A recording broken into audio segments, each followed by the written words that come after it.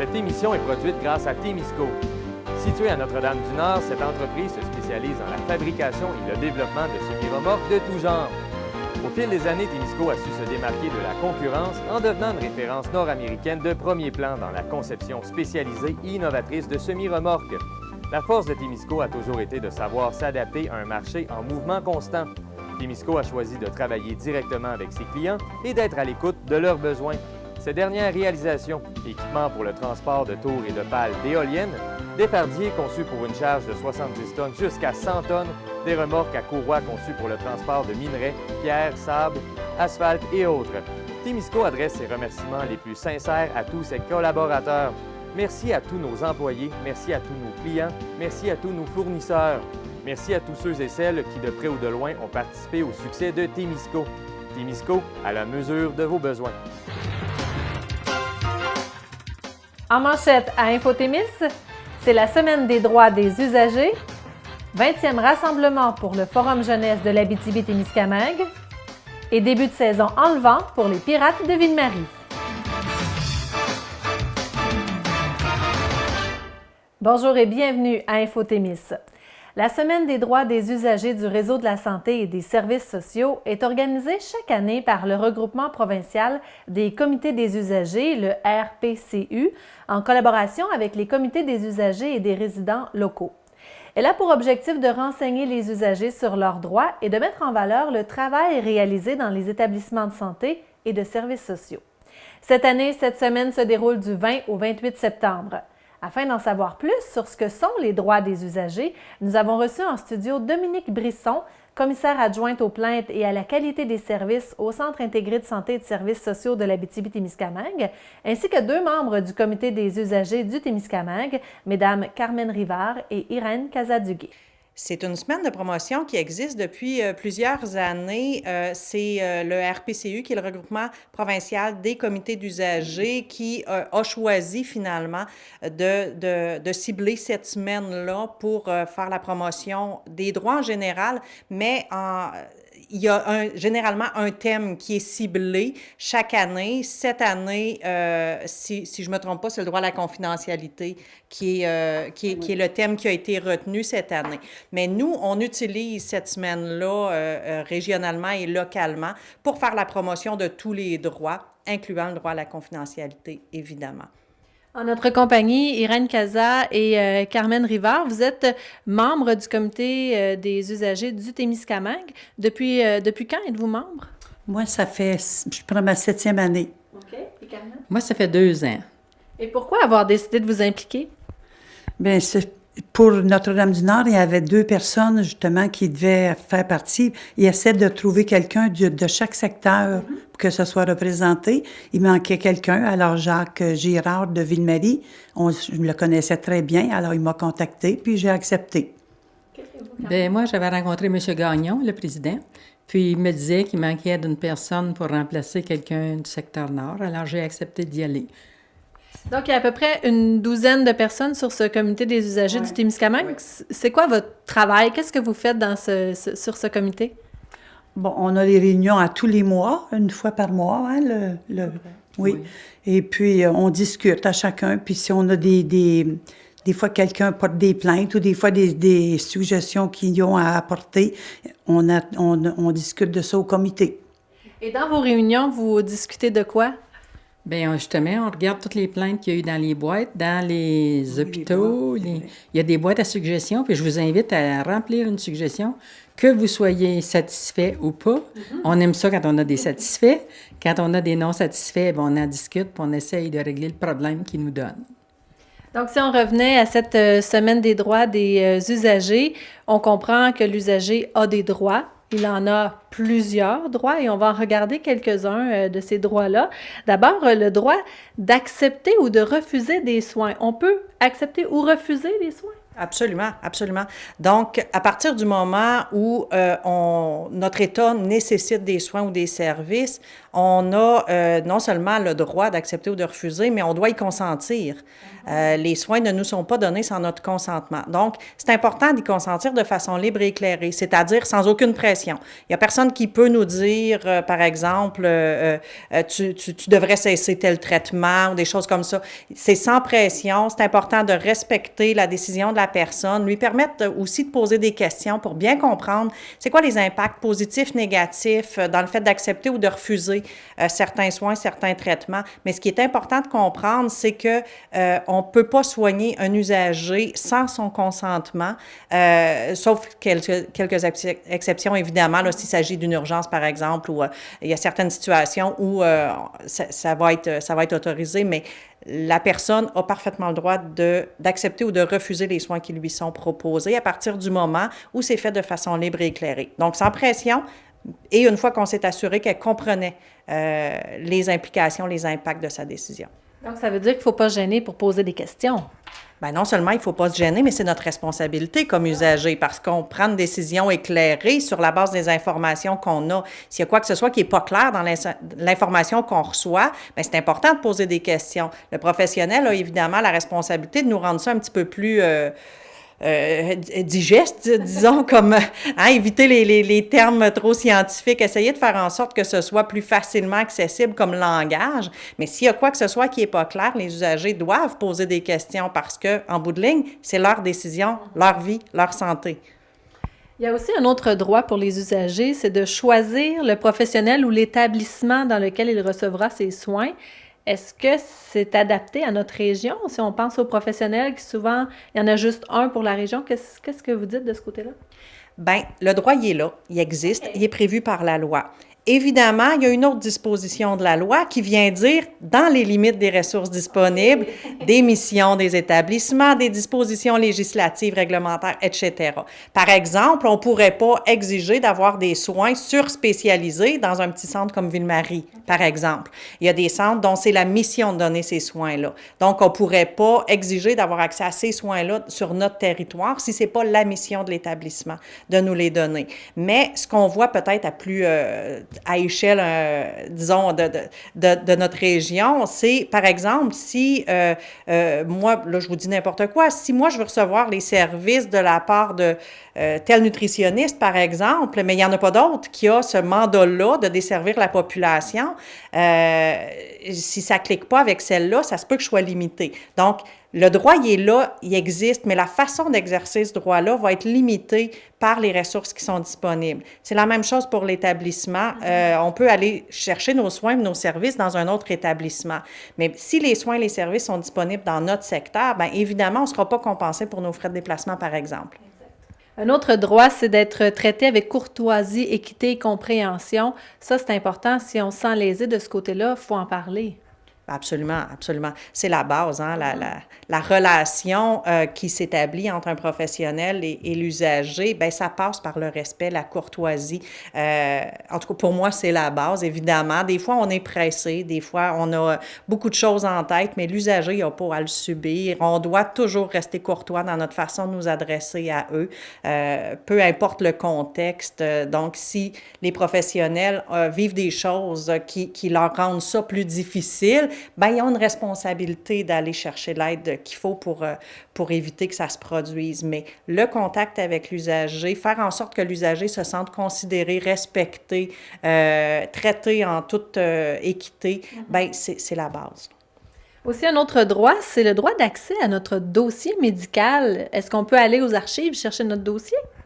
Ben non. Okay. En fait, Il y a des précisions, là. Les informations que le dossier contient nous appartiennent. C'est notre vie, notre santé, etc., pour la plupart, OK? Mais le dépositaire, celui qui est responsable, le gardien de la confidentialité de ces renseignements-là, c'est les archivistes. Donc, le dossier papier appartient à l'hôpital. les informations qu'il contient, il y en a plusieurs auxquelles on a accès, évidemment, parce que ça nous concerne, mais il y a des modalités pour y avoir accès. On ne peut pas aller aux archives, demander notre dossier, partir avec. Donc, il y a des façons de le faire. Il faut se présenter, faire une demande en bonne et due forme. Il y a un délai X que les archivistes ont pour nous répondre, mais il faut être précis sur ce qu'on a besoin. On ne peut pas demander l'intégralité du dossier. Il faut pouvoir, par exemple, cibler, bien moi, je voudrais avoir les pièces de dossier qui concernent mon hospitalisation de telle date à telle date, par exemple.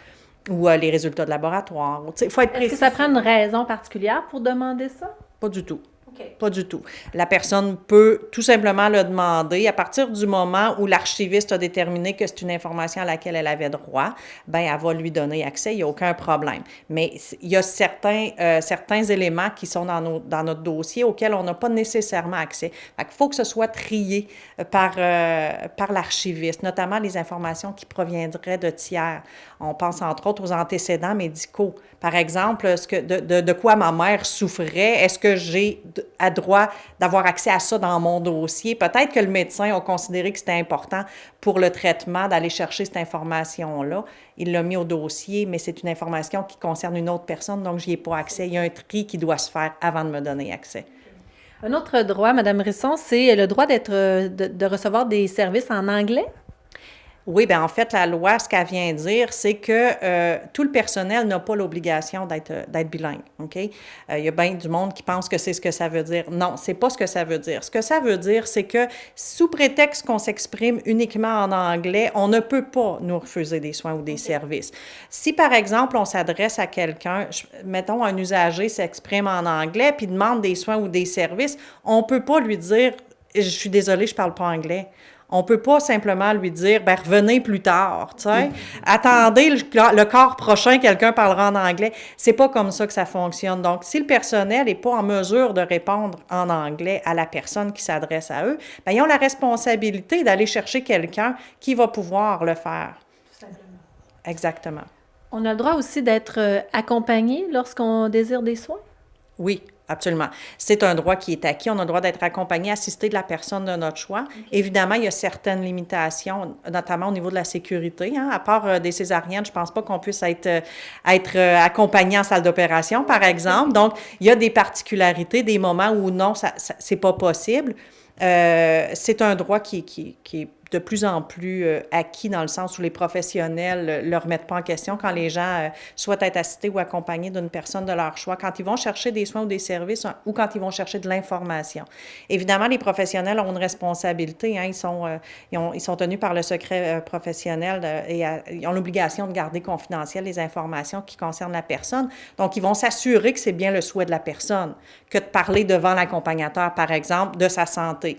Ça, c'est correct, il n'y a pas de problème. S'ils ont l'impression que l'accompagnateur s'impose, ça se peut qu'il le fasse sortir pour vérifier, valider avec l'usager que c'est bien son souhait, qu'on parle de ces choses personnelles devant l'accompagnateur. Mais ultimement, l'accompagnement, c'est un droit qui est prévu là, pour tous les usagers.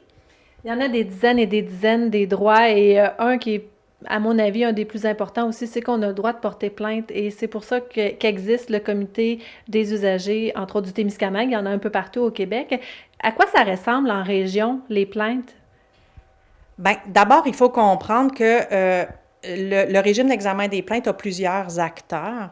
Okay. Le comité des usagers en est un, dans le sens où le comité des usagers a un mandat en commun avec moi qui est de faire la promotion des droits des usagers. Donc, de renseigner les gens sur leurs droits, notamment celui de porter plainte, mais tous les autres dont on a parlé ou et pas parlé parce qu'il y en a plein d'autres. Donc, c'est dans ce sens-là qu'on travaille ensemble, par exemple, pour la semaine de promotion des droits des usagers. Mais pour ce qui est du régime d'examen des plaintes, le comité des usagers a vraiment la fonction d'assister les personnes.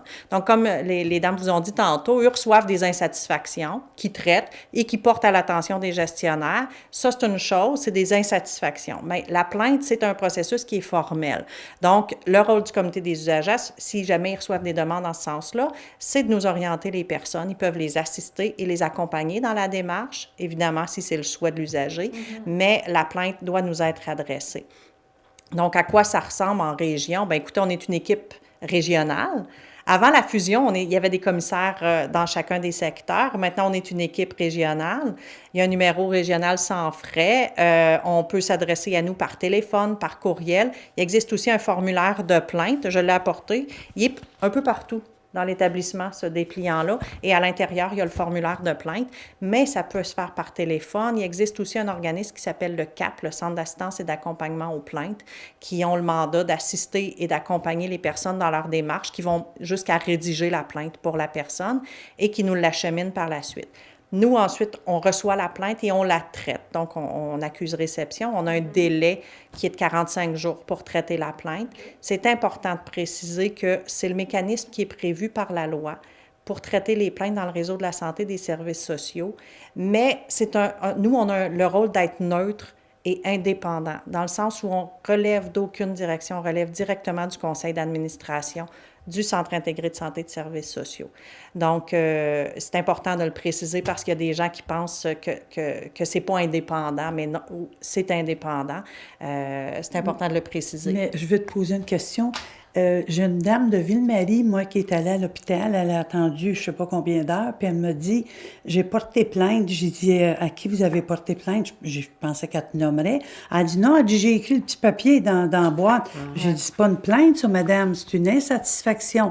Pour porter la plainte, il faut vraiment que ça soit par écrit, hein? » Non, c'est pas nécessaire Non, que ce soit par écrit, téléphone. mais ça peut se faire par téléphone. Comme je le disais tantôt, là, on peut m'écrire, on peut m'appeler, on peut venir me rencontrer, il n'y a pas de problème. Là, toutes ces façons-là de faire sont correctes.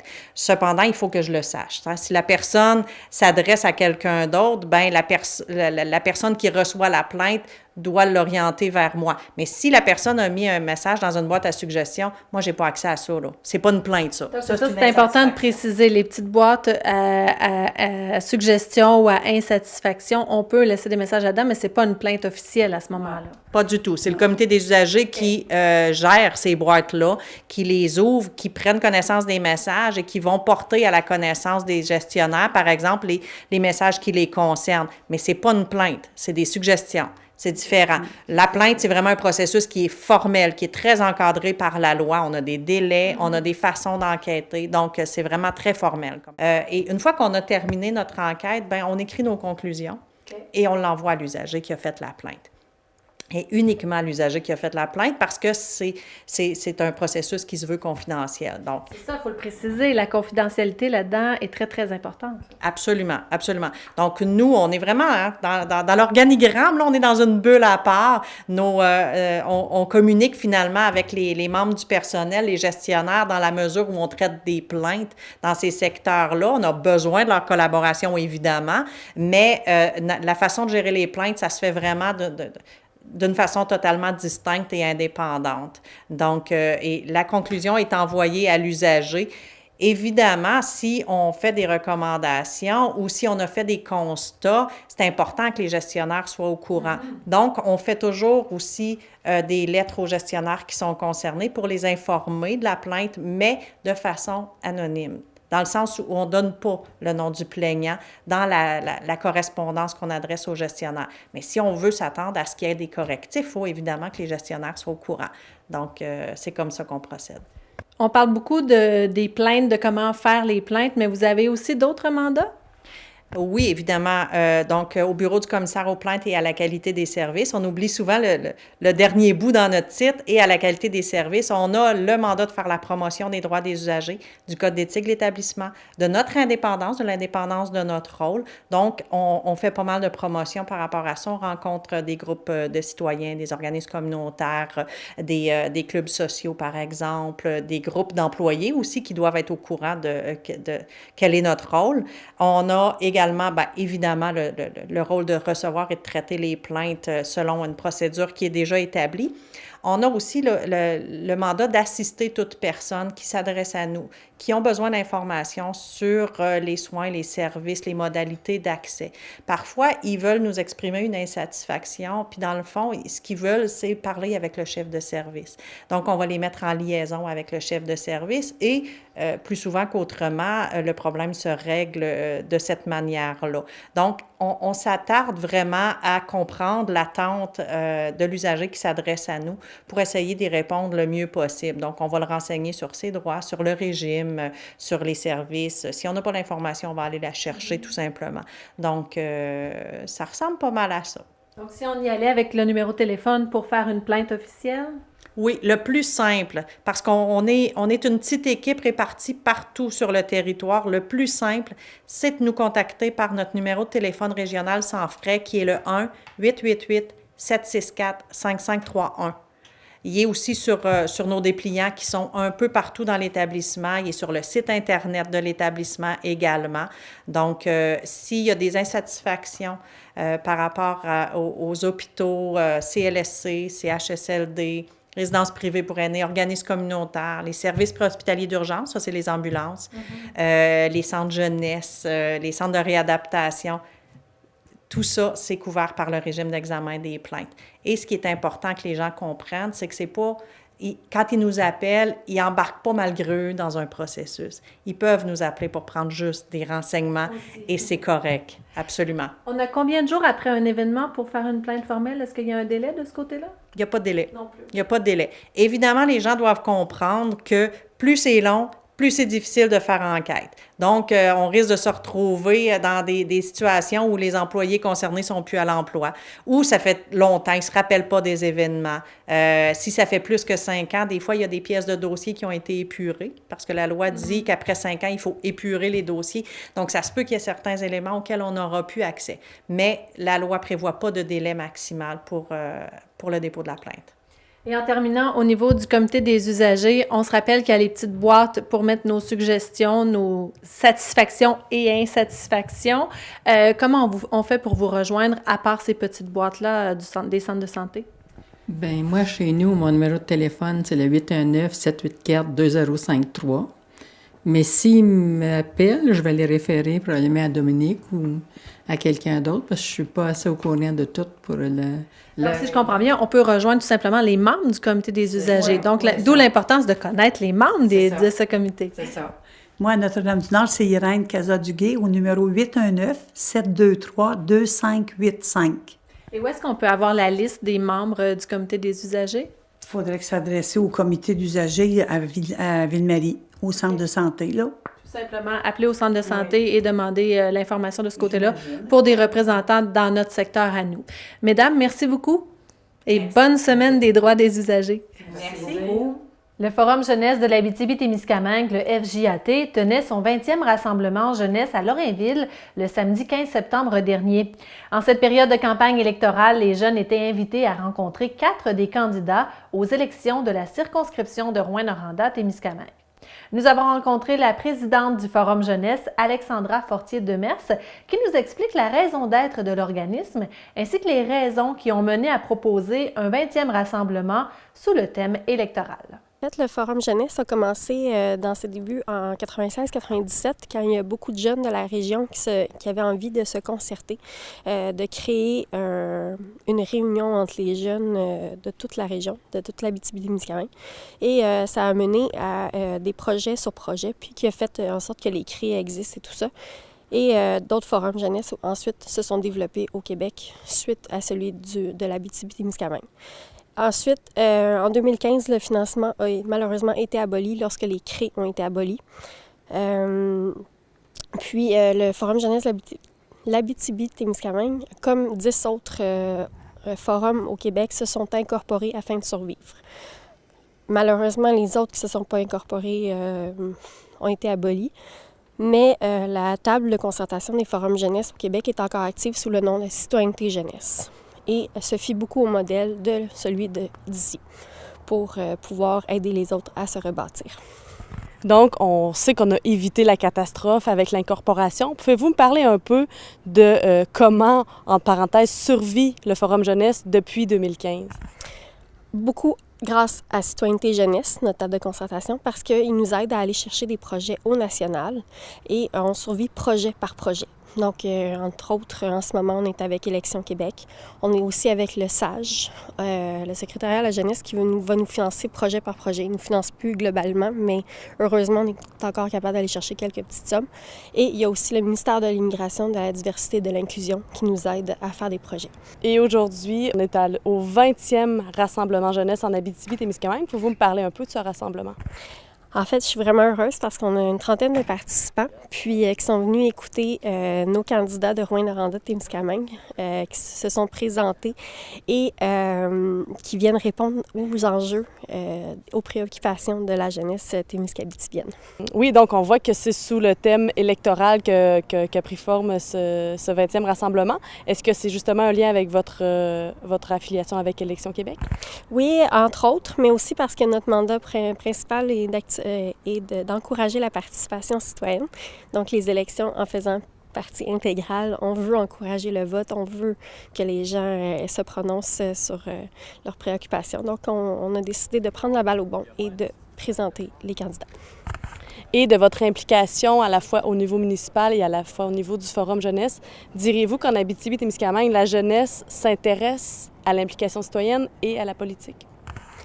Personnellement, je crois que oui. Il y a eu quand même, on a vu dans les dernières années beaucoup de jeunes s'impliquer autant au conseil municipal. Là, il y en a 2 jeunes candidats justement aux élections provinciales dans Rouyn-Noranda et Témiscamingue. C'est vraiment intéressant. Et il y a aussi beaucoup de jeunes qui nous ont envoyé des questions, qui ont répondu au sondage. Donc, on voit quand même qu'il y a de l'intérêt.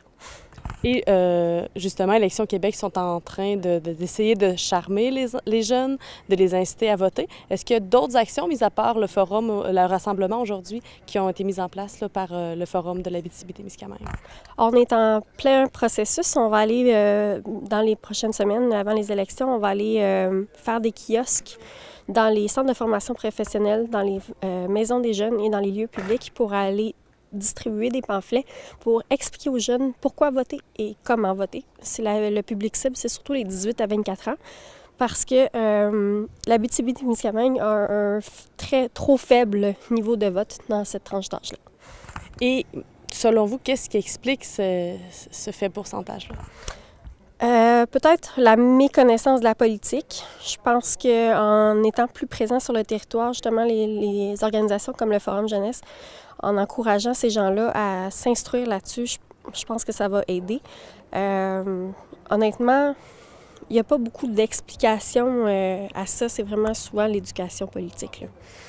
Et pourquoi c'est primordial, justement, d'aller chercher les jeunes, pas juste en politique, mais au niveau de l'implication citoyenne? En quoi c'est primordial pour notre région?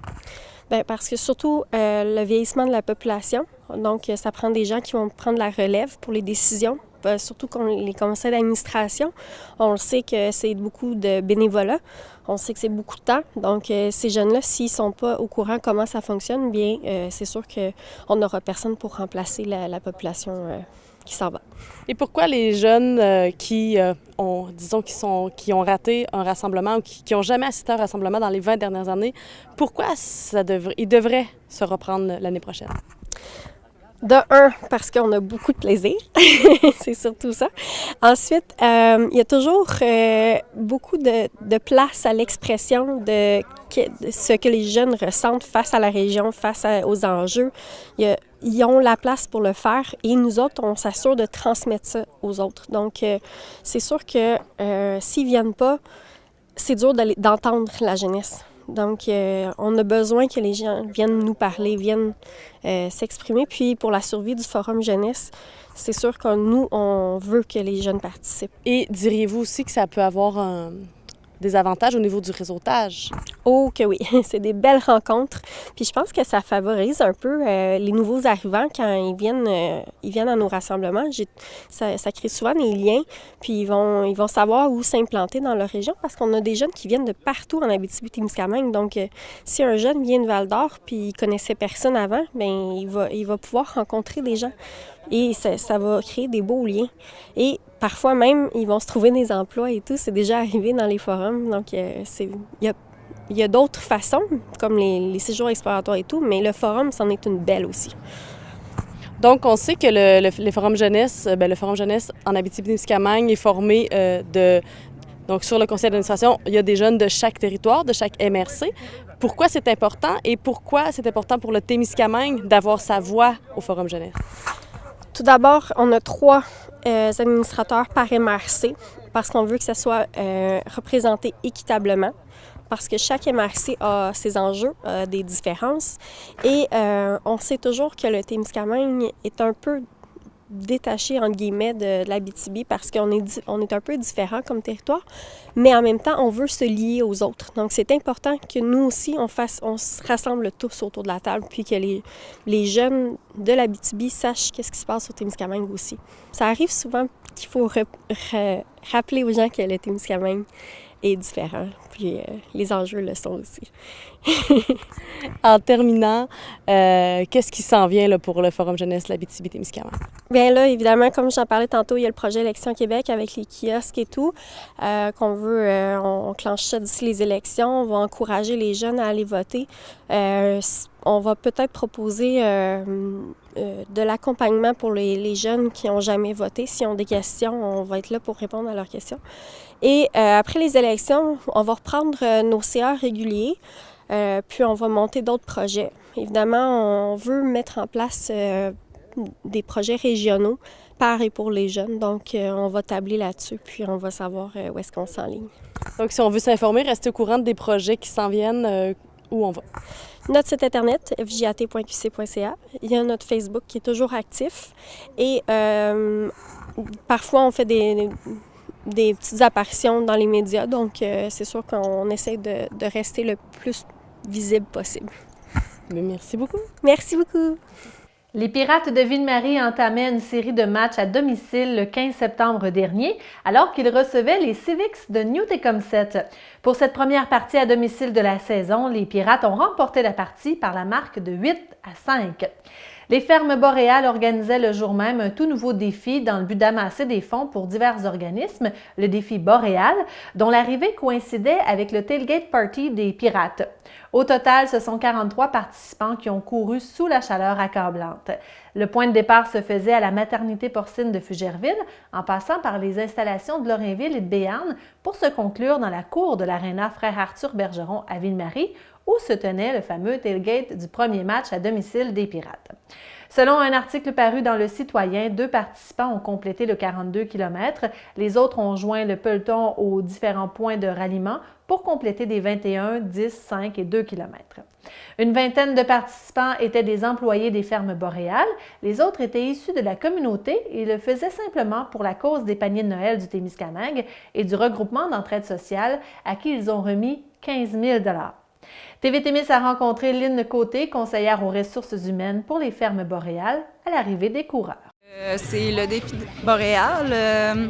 C'était un marathon qui passait devant les sites des fermes boréales au Témiscamingue pour se terminer ici dans le stationnement de l'Aréna Frère Arthur Bergeron à Ville-Marie, où là, on a une vente de hot dogs, hamburgers, des jeux gonflables. Puis les profits vont tous être remis aux banques alimentaires puis au panier de Noël du Témiscamingue. Présentement, on a 3 grosses méga maternités. Fait qu'il y en a une qui est située à Fugerville, on en a une qui est située entre Lorrainville et Laverlechère, puis on en a une qui est située à Béarn. On a une 4e ferme qui est en construction présentement à Saint-Eugène-de-Guigues, puis elle va ouvrir là, vers le mois d'avril. Présentement, on a environ 60 employés là, à notre actif en région ici.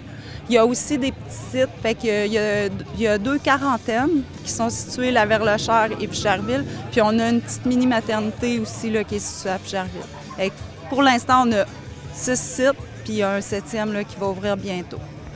On a eu une association avec les Pirates de Ville-Marie à la base, puis la municipalité de Ville-Marie. Parce que dans le fond, les Pirates organisent leur marche d'ouverture aujourd'hui. Leur tailgate nous ont permis d'avoir des kiosques pour ramasser des fonds pour donner au regroupement d'entraide sociale du Témiscamingue. Et puis, il y a eu beaucoup de commanditaires. On a eu des commanditaires, parce qu'on trouve super intéressant, c'est que c'est des compagnies, comme si je prends Maximus, c'est la compagnie informatique qui qui munit les ordinateurs des fermes boréales.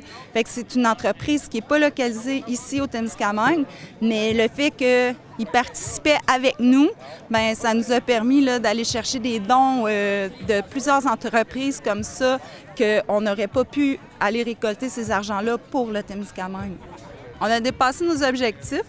Dans le fond, on voulait avoir, au niveau des coureurs, on s'attendait à une participation entre 20 et 50, puis on avait 43 coureurs aujourd'hui, course, marche ou vélo. On a des personnes qui ont fait le 42, 21, on avait même des personnes en vélo avec le petit bébé dans la poussette, c'était vraiment le fun. Puis au niveau des commanditaires, au niveau de l'argent qu'on a ramassé avec cette activité-là, on dépasse nettement nos objectifs qui étaient au départ 5 000.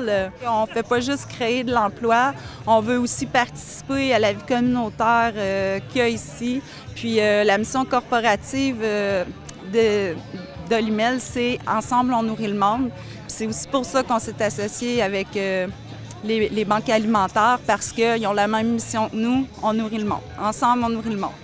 Tel qu'on vous le mentionnait, un tailgate party se déroulait dans le stationnement de l'aréna Frère Arthur Bergeron pour souligner le début de la saison. Nous avons profité de ce moment pour rencontrer quelques partisans. On a attendu ça tout l'été parce qu'on a une bonne équipe. On a une bonne équipe en arrière des joueurs. Je suis contente à Ville-Marie qu'on ait une équipe de compétition comme ça. Enthousiaste, on va dire oui, parce que mon fils joue dedans. L'année passée, j'ai venu une fois. Mais c'était à découvrir, je me dire, c'est du bon hockey. Justement, quelles sont tes attentes cette saison? Est-ce que les Pirates vont avoir une aussi bonne équipe que l'an passé, tu penses? Je pense que ça va être 10 fois mieux. D'après moi, cette année, c'est la coupe. Ah, rien de moins? Oui, carrément. Ouais, on les a vus pratiquer un matin. Ah, je peux pas te dire. Je pense que oui. Je connais plusieurs joueurs là, dans le temps des midgets. Je pense que les Pirates, cette année, ils vont être très concurrentiels, combatifs, puis ça va faire des bonnes games. Je connais pas tous les joueurs, mais j'ai entendu dire qu'il y avait une bonne équipe parce que il y a quelqu'un de Témiscamingue qui me racontait ce qui s'est passé à Témiscamingue, puis il a dit qu'on avait une bonne équipe. Sûrement, j'ai vu l'équipe jouer au soccer, puis il y avait l'air d'avoir assez une bonne équipe pour gagner cette saison. Est-ce que vous pensez venir voir plusieurs matchs pendant la saison? Tous les matchs, je suis marqueur officiel. Ça va aider. Je vais pas mal tout venir, tous les matchs. J'ai acheté mes billets de saison cette année, j'en manque pas un. D'après moi, je vais être là pas mal à toutes les games. Oui, parce que j'habite juste à côté, puis aussi je les trouve vraiment bons, fait que je vais venir souvent. Est-ce que tu as des joueurs préférés? C'est qui les joueurs que tu aimes dans les Pirates? Est-ce qu'il y en a que tu connais? Hugo Blum. Ah, moi, c'est Hugo Bloom. J'ai le 6 tatoué sur le cœur. J'ai aussi Peters. Peters est quand même assez excellent, oui. Oh, mon dos, je sais que Montreuil revient, La Chapelle revient, il y a un Bégin qui sont allés chercher, Bloom. C'est les joueurs que j'affectionne. Je pense que Belle-Rose est là aussi. Oui. C'est pas mal les vedettes, je pense. Est-ce que tu penses qu'il va y avoir encore une aussi grosse rivalité cette année avec Témiscamingue? Ah, c'est clair. Témis, ça joue assez cochon. Fait que, d'après moi, je pense pas que ce soit assagi cette année. Il va y avoir des batailles, c'est ça. Je suis persuadé parce que, comme je dis, on se battu à Témiscamingue, puis j'ai entendu parler au chalet. J'ai des fans des Titans au chalet, là, puis on a des bonnes discussions. Pourquoi c'est important d'être ici ce soir, d'être là, puis venir participer à l'ambiance, si je peux dire? Bien, c'est un fêteux dans l'ombre, fait qu'un tailgate party, ça m'attire, une petite bière. Puis il y avait la course aujourd'hui là, avec les boréales, fait que ça amène du monde, on vient voir du monde, puis je pense que c'est parfait pour lancer la saison des Pirates. Ah, bien, c'est le fun, ça fait venir, on voit du monde au moins, il fait pas fret encore, fait qu'on peut rester dehors. C'est pas mal pour ça, puis on peut boire de la bière en public. Moi, je pense que l'aréna va être bien pleine parce que quand je suis venu l'année passée, les partisans sont là, Ville-Marie aime les Pirates. Là, c'est le tailgate party, il fait beau, c'est sûr que le monde va être bien au chalet encore, mais d'après moi, pour la game, à soir, ça va être bien plein. Oui, il y a tout le temps une belle ambiance ici, puis je pense que le toit va lever, mais qui arrive. Les Pirates de Ville-Marie ont continué à faire vibrer la fibre du hockey chez leurs partisans locaux lors de 2 autres matchs au cours des derniers jours. Ils ont reçu les Bulls de Bradford le samedi 20 septembre et les Shields de South Muskoka le samedi 22 septembre dernier. Voici les résumés des matchs avec notre collaborateur Francis Prudhomme. Ce reportage vous est présenté par Desjardins, fier de contribuer à la fougue du hockey au Témiscamingue. Les Pirates affrontaient coup sur coup les 20 et 22 septembre dernier les Bulls de Bradford et le Shield de South Muskoka à l'aréna Frère Arthur Bergeron de Ville-Marie. 2 matchs où l'intensité et l'offensive étaient du rendez-vous. 2 victoires en autant de matchs pour les Pirates, soit 6-3 contre Bradford et 8-4 contre le Shield.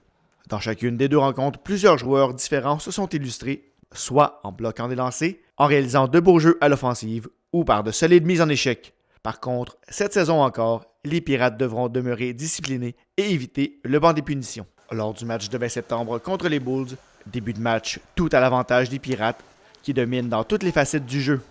Un premier but est inscrit à 14 minutes 39. Les Pirates doubleront leur avance en avantage numérique. L'intensité augmente d'un cran en milieu de période. Hugo Bloom creuse l'écart. C'est 3-0 Ville-Marie après 20 minutes de jeu. La deuxième période est plus tranquille, mais les Pirates demeurent en plein contrôle du match. À 7:35, un superbe jeu préparé par Alex Peters mène au but de secours. Puis avec une 16 à faire à la période, Bégin et Boivin s'échangent le disque. Boivin complète pour inscrire le 5e but des Pirates, 5-1 Pirates après 2 périodes. En troisième période, les Bulls marquent leur deuxième but de la rencontre. Les Pirates se défendent bien à 3 contre 4. Ils marquent le 6e but en infériorité numérique. Hugo Bloom, son 3e du match. Victoire convaincante des Pirates, 6-3. Super bonne performance. On sait que les jeudis, on a un peu du mal. L'année dernière, on avait un peu du mal. Le monde qui travaille, qui sont à l'école, on arrive un peu en retard. Puis ce soir, tout le monde s'est très bien préparé, même s'il y a quelques petits retards. Puis on a commencé un match à fond. On a suivi le plan de match d'Alain. Puis c'est super bien passé. Un peu de punition, mais on commence à faire mieux par rapport à ça. Puis écoute, ça s'est bien passé. C'est pas juste moi, là, c'est vraiment de tout le monde. Une victoire, ça va avec tout le monde. C'est pas juste le gardien, c'est pas juste le défenseur, c'est pas juste l'attaquant. C'est vraiment tout le monde ensemble. Il y a eu des block shots, on a tous bien joué ensemble. Puis ça a porté fruit, on a gagné le match. 3 belles victoires, c'est sûr. L'année dernière, on a mis la barre très haute. Puis cette année, on ne veut pas décevoir. Puis on nous a dit, Alain, les victoires sont très importantes. Puis c'est la fin de l'année, ça compte sur quelques petits points. Vu l'année dernière, on a perdu 2-3 petits points bêtement. Puis là, cette année, on veut pas que ça se passe là. Donc chaque match, on les prend à fond. Puis on veut une victoire à chaque match, quoi. Zachary, ton premier match à Ville-Marie devant tes nouveaux partisans, comment t'as aimé l'ambiance ce soir du match? C'est vraiment une très belle ambiance. Les partisans sont tous réunis vraiment sur le bord de la bande. C'est petit, fait que une très belle ambiance. Le 22 septembre, les Pirates recevaient cette fois le Shield de South Muskoka. Début de match brouillon pour les Pirates. Ils accordent d'ailleurs le premier but du match en infériorité numérique. Puis à 11-28, Alex Peters s'inscrit au pointage pour créer l'égalité. À 9-19, Bégin double l'avance des Pirates, assisté de Belrose et Bloom. À 7 minutes 44, les Pirates inscrivent un 3e but sans réplique, cette fois en avantage numérique. Moment critique du match alors que Zachary Boulian écope de 5 minutes de pénalité pour un coup à la tête. Les Pirates s'en sortiront indemnes. C'est 3-1 Pirates après 20 minutes. Les Pirates amorcent la deuxième période en désavantage numérique et se feront menaçants peu de temps après. Les Pirates marquent leur 4e but à 4 contre 3. Il est l'œuvre du numéro 79, Samuel Bégin. Les Pirates auront plusieurs chances de marquer sans toutefois pouvoir capitaliser. Malheureusement, les pénalités, tout ça a brisé beaucoup le rythme. On a pratiqué notre piquant en masse. Là. On a eu des 4 contre 3, 5 contre 4, même 3 contre 3 à un moment donné. Donc, c'est sûr que ça a changé beaucoup l'allure du match. À 4 minutes 29, un 5e but sans réplique des Pirates. Et à 3 minutes 01, un 6e but des Pirates. Superbe passe de secours pour Beaulieu-Guimont qui fait mouche pour son 2e but du match. C'est 6-1 après 2 périodes. Cette année, on base vraiment notre équipe vers l'offensive. Tout ça, on veut produire des buts. Je pense qu'on a 4 trios qui peuvent vraiment marquer des buts et rivaliser avec n'importe quel trio de la JMHL. Donc ça, c'est un avantage pour nous autres, là. En début de 3e période, les esprits s'échauffent après une mise en échec sournoise sur secours. Alex Peters jette les gants. Le Shield marque un 2e but à 3 contre 3 et inscrivent un autre but tout de suite après. Le Shield réduira l'écart à seulement 2 buts. Toutefois, les Pirates enfoncent le clou dans le cercueil avec un 7e puis un 8e but. Les Pirates l'emportent 8-4 à l'Arena Frère Arthur Bergeron. 2 gros matchs, 2 belles victoires jeudi et ce soir samedi contre Bradford et ce soir contre Muskoka. Comment vous appréciez l'effort de l'équipe dans ces 2 matchs-là? Ouais, c'est évident que jeudi, on a parti vraiment fort. On a eu une bonne première période, tout ça. Après ça, ça a été de se reconcentrer puis de jouer vraiment la pirate game, comme on dit. On n'a peut-être pas été capable de faire ça pendant 60 minutes, mais juste assez pour remporter la victoire, là. Les Pirates sont donc toujours invaincus en ce début de saison. Un reportage de Francis Prudhomme pour TV Témis. Desjardins est fier de vous avoir présenté ce reportage des Pirates de Ville-Marie. Desjardins, là pour contribuer au mieux-être des individus et des collectivités. L'ensemble des services de police du Québec, en collaboration avec la Société de l'assurance automobile du Québec, la SAAQ, et ses contrôleurs routiers, s'uniront afin de sensibiliser et conscientiser les conducteurs aux dangers liés à la distraction au volant. C'est dans le cadre de l'opération nationale concertée Distraction 2018, sous le thème « Sur la route, ne vous laissez pas distraire », que ces actions seront réalisées. En plus des messages de prévention qui seront diffusés sur les médias sociaux, de nombreuses opérations policières se tiendront afin d'intervenir auprès des conducteurs distraits par l'utilisation de tout appareil électronique, portatif ou encore d'un écran d'affichage. Les interventions se tiendront particulièrement du 21 au 27 septembre 2018 sur l'ensemble du territoire du Québec. L'utilisation d'un appareil électronique portatif ou d'un écran d'affichage au volant est une des principales causes de collisions causant des blessures et des décès au Québec. Leur utilisation réduit l'attention et la concentration du conducteur et augmente les risques d'être impliqué dans une collision. Texter en conduisant augmente aussi grandement les risques de commettre d'autres infractions au Code de la sécurité routière, et ce, même si vous quittez la route des yeux pour quelques secondes seulement. Voici d'ailleurs à ce sujet quelques informations supplémentaires. Le simple fait de tenir en main ou de toute autre façon un appareil électronique portatif en conduisant est strictement interdit. Dès que vous êtes au volant d'un véhicule routier et que vous êtes sur une voie de circulation, vous conduisez. Même si vous êtes arrêté à un feu rouge ou dans le bouchon de circulation, vous conduisez. Si vous faites usage d'un téléphone cellulaire ou de tout autre appareil portatif visé à l'article 443.1 du Code de la sécurité routière, en plus de recevoir une amende minimale de 484 $ incluant les frais, 5 points d'inaptitude sont ajoutés à votre dossier de conduite. En cas de récidive, votre permis de conduire sera aussi suspendu sur le champ. C'est un pensez-y bien. Autre sujet maintenant, tel que décrit par la journaliste Lise Millette sur le site Internet de Radio-Canada Régional, plusieurs conducteurs exaspérés d'assister à des manœuvres dangereuses sur les routes n'hésitent plus à dénoncer les autres automobilistes. Dépassements illégaux, conduite d'un véhicule à haute vitesse, texto au volant, ces comportements sont parfois filmés et transmis sur les réseaux sociaux ou encore directement aux policiers. Le sergent aux communications à la Sûreté du Québec, Hugues Beaulieu, n'est pas fermé à ce type de renseignements qui peuvent être très utiles pour les policiers. Pour être utiles, les renseignements transmis doivent toutefois permettre d'identifier la personne derrière le volant. Le numéro de la plaque d'immatriculation peut permettre d'amorcer une enquête ou encore de rapidement intercepter un automobiliste qui pourrait errer avec des facultés affaiblies ou encore à haute vitesse. Évidemment, ce qu'ajoute le monsieur aussi, aucune infraction ne doit être commise en tentant de dénoncer un autre conducteur. L'appareil utilisé pour filmer ou photographier un véhicule fautif doit être tenu par un passager. Cela dit, lorsque une personne dénonce, il n'est pas exclu qu'elle soit invitée à témoigner, et ce peu importe si elle contacte un policier ou si elle publie sur Facebook ou une autre plateforme. La personne qui publie peut être contactée par les services policiers puisqu'elle détient des éléments d'information qui constituent l'amorce d'une enquête. La Ville de Ville-Marie attire votre attention sur les nouveaux feux clignotants pour le passage pour piétons qui ont été installés à l'intersection de la route 101 et de la rue du Brûle. Ces feux clignotants qui ont été installés par le ministère des Transports, de la Mobilité durable et de l'électrification des transports sont actionnés sur demande lors du passage d'un piéton. Ils ont été installés afin d'accroître la sécurité des piétons. Lorsque les feux clignotent, vous devez arrêter et céder le passage aux piétons.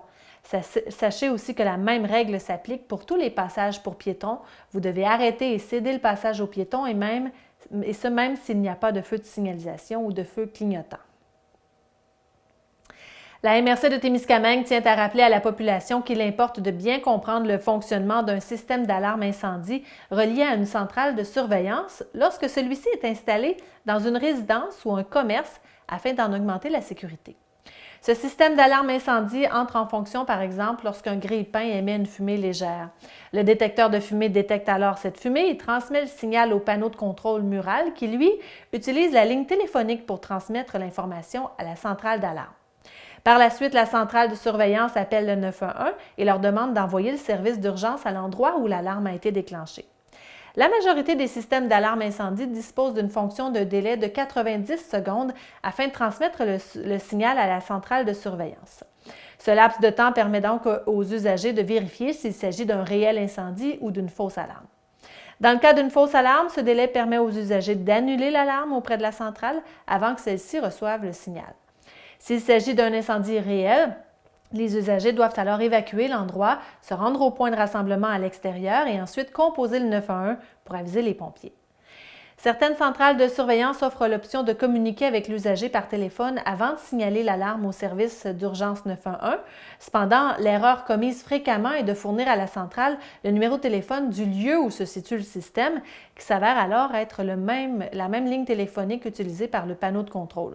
Cette option étant conçue pour être prioritaire, il faut absolument fournir à la centrale un autre numéro permettant de rejoindre l'usager afin d'éviter un double appel sur la même ligne. L'option alors à privilégier est de fournir à la centrale d'alarme un numéro de cellulaire. Au Témiscamingue, en 2017, les pompiers sont intervenus sur 149 appels d'urgence, dont 53 se sont avérés être de fausses alarmes. Une fausse alarme coûte en moyenne 1 000 $ si elle survient le jour et 1 500 $ pendant la nuit, sans compter, bien sûr, les désagréments que cela occasionne aux pompiers volontaires du territoire. Si vous voulez plus d'informations au niveau de la prévention des incendies de la MRC de Témiscamingue, vous pouvez contacter son coordonnateur, M. François Gingras. Afin de faire rayonner l'excellence des projets et des acteurs en éducation en région, l'Association des commissions scolaires de l'Abitibi-Témiscamingue, l'ACSAT, a tenu son gala d'excellence annuel le 14 septembre dernier à Ville-Marie. Un prix d'excellence régionale, 3 médailles de l'Ordre du mérite scolaire et 5 prix coup de cœur ont été remis lors de cette soirée, mettant en valeur la créativité, l'innovation et l'engagement. Parmi les 5 prix coup de cœur remis lors de la soirée, le projet Écriture zéro faute de l'École Marcel Raymond de la Commission scolaire du Lac-Témiscamingue a été déclaré grand gagnant du prix d'excellence ACSAT 2018. L'orthographe grammaticale étant la bête noire de l'écriture pour plusieurs élèves, l'école a développé la stratégie Écriture zéro faute et mis en place des séances d'aide entre élèves, soit un aidant avec un aidé, supervisé par un enseignant qui assure la correction pendant les rencontres. Ce projet se démarque sur le plan pédagogique par ses impacts positifs. Après 4 heures de formation, la très grande majorité des aidés a diminué son nombre d'erreurs de 50 %. Ces améliorations se traduisent aussi dans tous les écrits des élèves. Finalement, cette approche est aussi très valorisante pour les aidants. Le projet amène des changements de pratiques professionnelles et l'enseignant partage son innovation pédagogique avec ses pairs, tant de sa commission scolaire qu'ailleurs au Québec, et ce, entre autres, en participant au colloque de l'Association québécoise des professeurs de français. Des médailles de l'Ordre du mérite scolaire de la Fédération des commissions scolaires du Québec, la FCSQ, ont également été remises lors de la soirée pour honorer des personnes qui ont contribué de façon spéciale à l'avancement de l'éducation et particulièrement à la promotion et au progrès des commissions scolaires et du système public d'enseignement au niveau local et régional. Les lauréats ont été Sylvie Gilbert-Boucher, médaillée de bronze. Elle est commissaire à la commission scolaire de l'Or et des Bois. Joanne Fournier, médaillée d'argent et directrice générale de la commission scolaire de l'Or et des Bois, ainsi que Francis Odette, médaillé d'argent, directeur des ressources matérielles et administratives à la commission scolaire à Ricanard.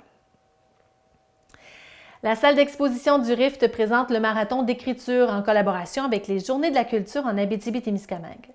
Initiées et orchestrées par Culture pour tous, les Journées de la culture sont 3 journées d'activités gratuites, les 28, 29 et 30 septembre, et ouvertes à tous, qui favorisent un plus grand accès à la population aux arts et à la culture.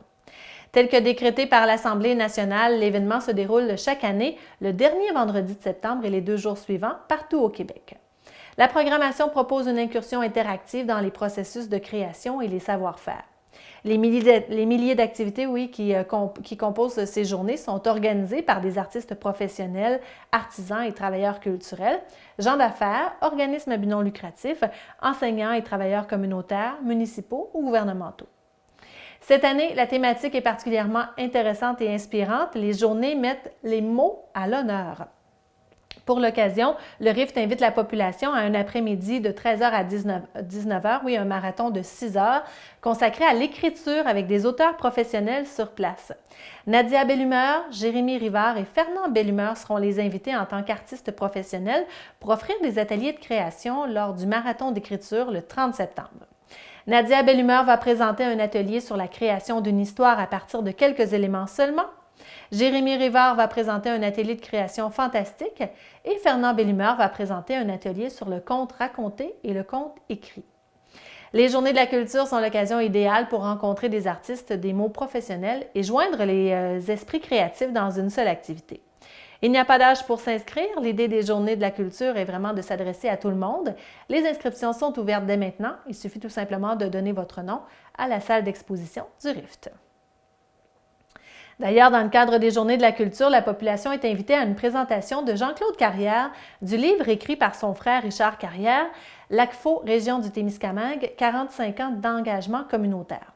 Cette activité se déroulera à la bibliothèque de Témiscamingue Shores, succursale de New Liskeard, le samedi 29 septembre prochain de 13h30 à 14h30. L'inscription est requise car les places sont limitées. Si vous voulez plus de renseignements, vous téléphonez au 705-647-4215. Cette activité est organisée en partenariat avec l'ACFO Témiscamingue. La députée néo-démocrate d'Abitibi-Témiscamingue, Christine Moore, a insisté pour que le gouvernement fédéral fasse sa part en matière de téléphonie cellulaire en Abitibi-Témiscamingue, de même que dans les autres régions du Québec. Par voie de communiqué, elle déclare que l'Abitibi-Témiscamingue a été ignorée trop longtemps. Elle ajoute que la population d'ici mérite une bonne connexion cellulaire. Elle dit que les régions demandent depuis longtemps que les programmes fédéraux pour la connectivité soient adaptés à leurs besoins, précisant que le gouvernement provincial et des organismes comme Gestion de l'inforoute régionale de l'Abitibi-Témiscamingue, le GIRAT, font déjà leur part sur le terrain. Ce sont, dit-elle, les fonds fédéraux qui se font attendre. Mme Moore est d'avis que le fédéral doit faire son travail et arrêter de laisser le Québec le faire à sa place. En plus d'être une question de développement économique, Mme Moore dit que c'est aussi une question de sécurité pour le public, par exemple pour faciliter les sauvetages en forêt ou sur la route qui traverse nos parcs. Ça fait partie de notre quotidien et c'est essentiel de dire Mme Moore. En Abitibi-Témiscamingue et nord du Québec, le nombre de fermes de production laitière a baissé de 21 depuis 2013. C'est plus de 4 producteurs que les deux régions perdent chaque année. Tel que décrit par le journaliste Boualem Adjouti de ici Radio-Canada Régional, c'est ce qui ressort du plus récent bilan relatif à la production laitière dans la province de l'Institut de la statistique du Québec, l'ISQ. En 2013, les deux régions comptaient 132 producteurs contre 111 en 2017. Et ces chiffres inquiètent le président des producteurs de lait d'Abitibi-Témiscamingue de l'Union des producteurs agricoles, l'UPA, Gabriel Rancourt. Il croit que la baisse du nombre de producteurs a des répercussions sur d'autres entreprises, comme les fournisseurs d'équipements laitiers, entre autres. Il rappelle que les fermes vivent depuis quelques années déjà dans l'incertitude. Il a précisé, et je le cite, « Il y a depuis 2013 à 2017 une baisse importante du prix du lait. Ça a mis plusieurs entreprises laitières en mauvaise posture. Les gens ont décidé d'abandonner. » Il y a aussi la perspective qu'on entend dans les médias ces derniers temps, M. Trump qui veut avoir plus d'accès au marché canadien. Il y a bien du monde, ça les effraie et ils veulent sauver les meubles. Fin de la citation. M. Gabriel Rancourt qui dit aussi que le manque de main-d'œuvre et de relève pèse également sur les producteurs laitiers. La période de chasse à l'orignal, à l'arbalète et à l'arc est commencée depuis samedi matin, le 15 septembre, et se poursuivra jusqu'au 30 septembre dans la zone 13 en Abitibi-Témiscamingue. Cette année, il est permis de chasser la femelle, le mâle et le veau. Nous vous invitons bien sûr à la plus grande prudence dans vos activités. Notez que la chasse à l'arme à feu sera ouverte pour la zone 13 du 6 au 21 octobre. L'orignal avec bois de 10 cm ou plus et le veau seront permis. Et voilà ce qui complète InfoTémis. Je vous rappelle que le 1er octobre 2018 est jour d'élection générale au Québec. Et tel qu'indiqué sur le site Internet d'Élections Québec, voter, c'est exprimer votre opinion sur les enjeux et les décisions qui influencent votre vie. C'est contribuer au bon fonctionnement de notre société. C'est d'élire là où le député qui aura pour mandat de défendre vos intérêts et de faire entendre vos préoccupations. C'est signifier votre point de vue sur la façon dont sont administrés les programmes sociaux et nos revenus collectifs qui sont de plus de 100 milliards de dollars annuellement. C'est aider financièrement la personne candidate ou le parti politique qui exprime vos priorités, puisque chaque vote a une valeur financière. C'est préserver aussi la vitalité de notre démocratie. Donc, allez voter entre 9h30 et 20h le 1er octobre 2018. Merci beaucoup d'avoir été là. À la semaine prochaine.